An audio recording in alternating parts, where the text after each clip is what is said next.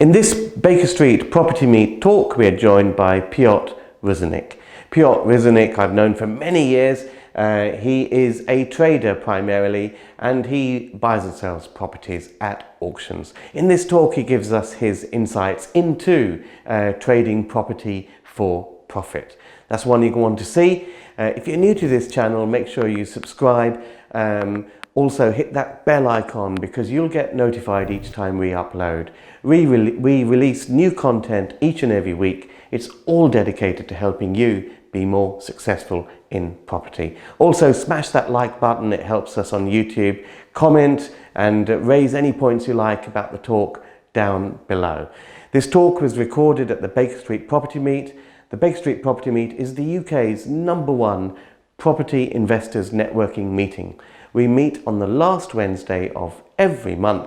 To find out details about this month's meet and to attend, visit bakerstreetpropertymeet.com. But for now, enjoy Piotr Rusinek.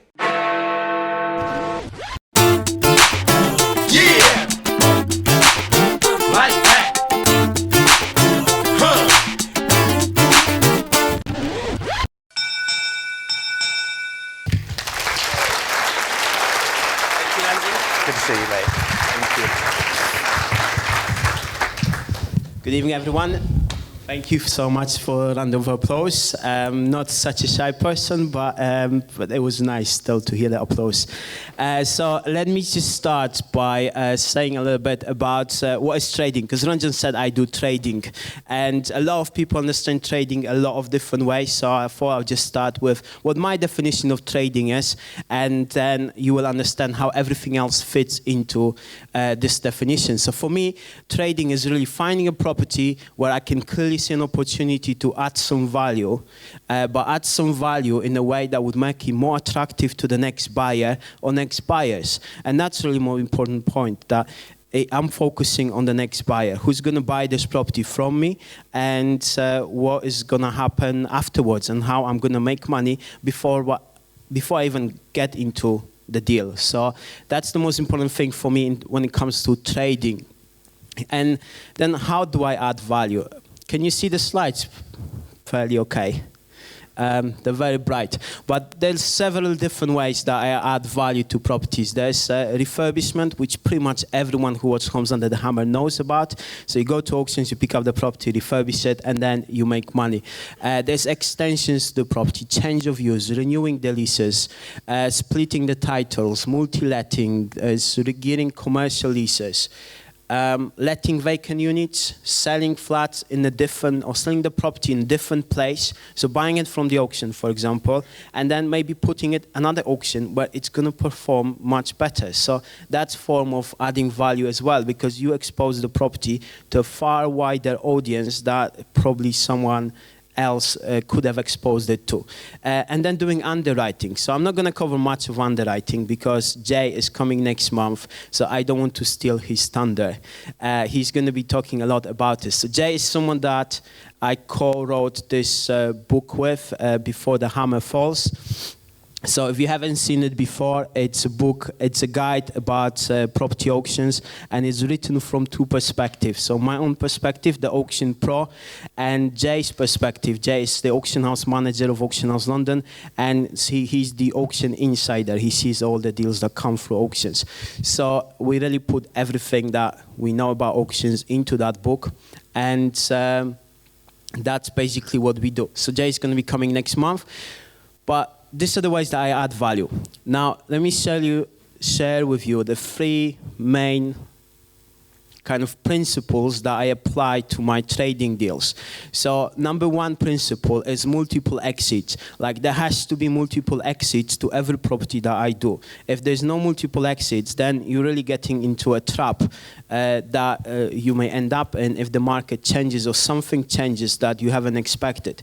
And in auctions, what's happening is various properties have various degrees of the legal pack preparation. So sometimes documents are missing. Sometimes you have to take a judgment call on a certain type of property. And that judgment call can cost you money. So you need to be able, if you just rely on one strategy and you can't verify whether that strategy is going to work, you need to have other exits to basically make the property work. So I'm going to share with you a couple of case studies afterwards that will kind of put those principles more into life.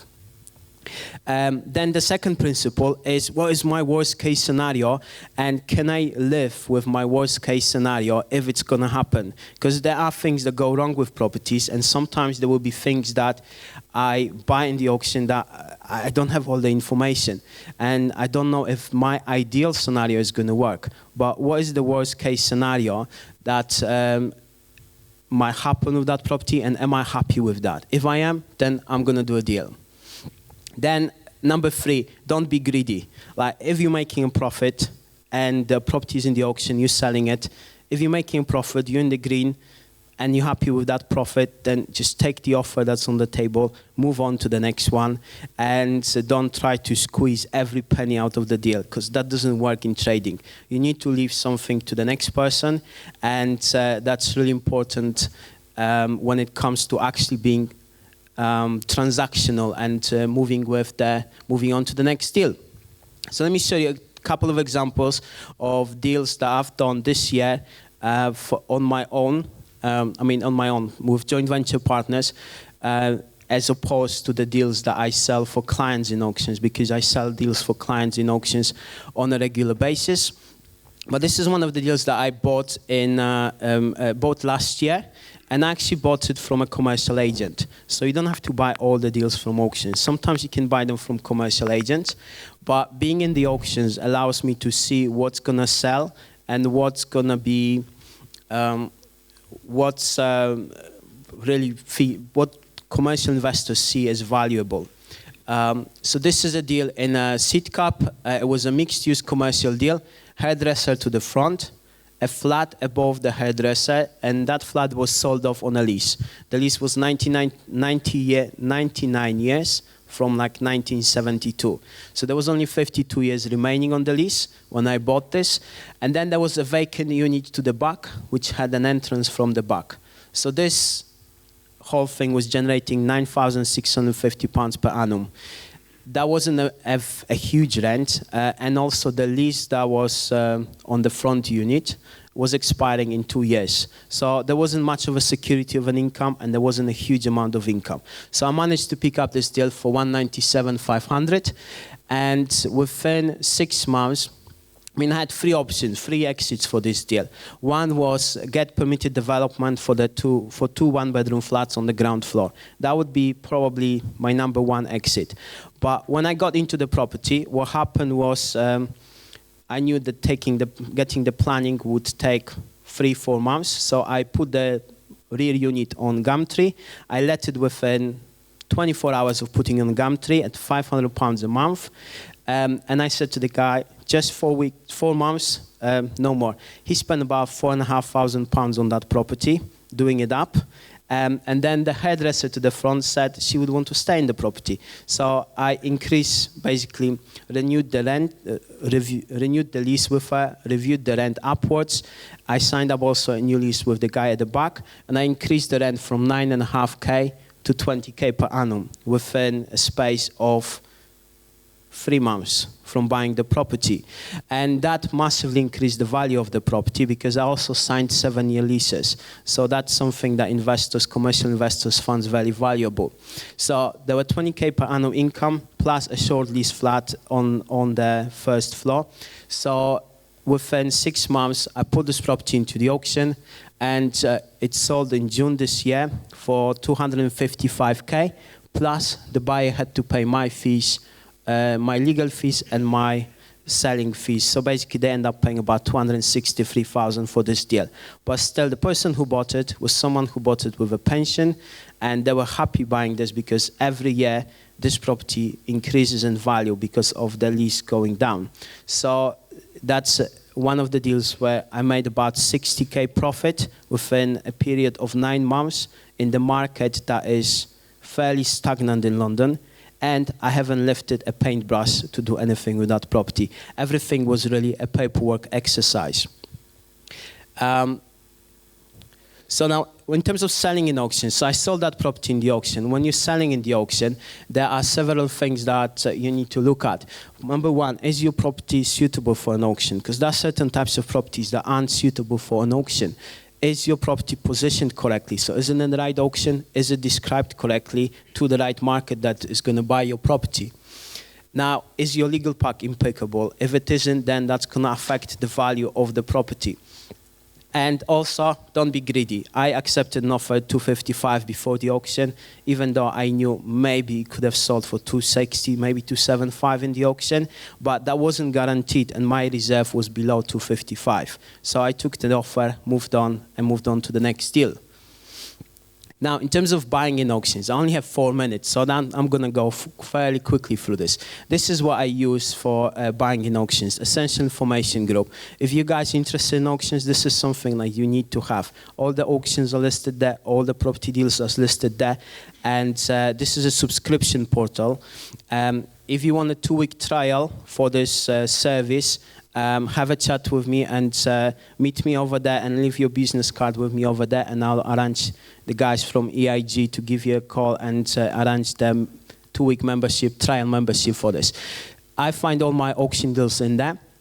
This is the latest one I bought, and I completed on this one on Thursday last week. So this is a row of workshops, 4 workshops, 2 stories, all let out, so you can see the red outline. And those workshops, I bought them for £212,000. They already generate income of £14,700 per annum. And that income is based off units let on 3 separate tenancies, all running out within the next 9 months. And the tenants are paying only between £300 to £500 per unit, which is very little for that area. It's in Tooting, and there is high demand for that kind of units in there. So we already bought it 7%. We know that double-story units. So the worst-case scenario really is that we're going to have an asset that's already income-producing and generating 7% per annum, 7% yield on an annual basis. So what we're going to do with this is, number one thing is, this is light workshops, B1C. So we are going for permitted development for 3 houses. So we hoping to get 3 Muse houses in here under permitted development. If that's not going to happen, we're going to go for... There was one more slide. Okay. If that doesn't happen, we're going to review the leases. We're going to increase the rent from 14,700 to about 25-30K per annum. We're going to put dormers on those properties and increase the rent quite dramatically. So on the property purchase of 212, we can have an income of about 25 to 30,000 pounds. And then we can put another auction and sell it for about 350 to 400. So that's the kind of properties that I like dealing with. And also another thing about commercial property or mixed-use property that I love is, on this property we paid a stamp duty of about £1,200, which is much lower than a stamp duty on residential properties that we would have to pay. So there's a lot of good things about buying mixed-use and commercial properties. And that's something that is my favorite thing. So if you guys want to get in touch, feel free to reach out to me on social media, Facebook, The Auction Pro, LinkedIn, The Auction Pro, or by email over there if you have any questions. And I'll be standing in that corner over there during the networking break, so come and have a chat with me. Thanks so much. Thank you. Brilliant. Yeah! Like that! Huh! If you enjoyed this video, hit the like button. If you're not a subscriber, what are you waiting for? Subscribe, hit the bell icon. As soon as we upload, we'll let you know. And enjoy these. They're all dedicated to helping you be more successful in property. Happy investing!